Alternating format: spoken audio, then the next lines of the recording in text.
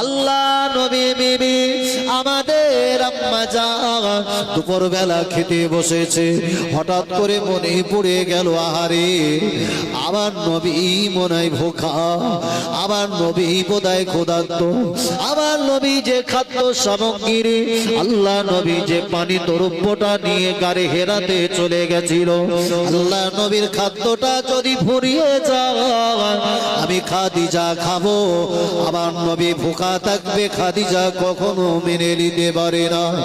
আম্মা জান সাথে খাদিজা রাদিয়াল্লাহু আনহা দুপুর বেলাতে খাদ্যটা তুলে নিলে, মনে মনে একটা প্রতিজ্ঞা করে নিলে আল্লাহ নবীকে যতক্ষণ না আমি খাদিজা খাওয়াবো ততক্ষণ পর্যন্ত জমিনের এক ফোঁটা পানি আমি খাদিজা খাবো না। জোরে বলি আমার ভাইজান।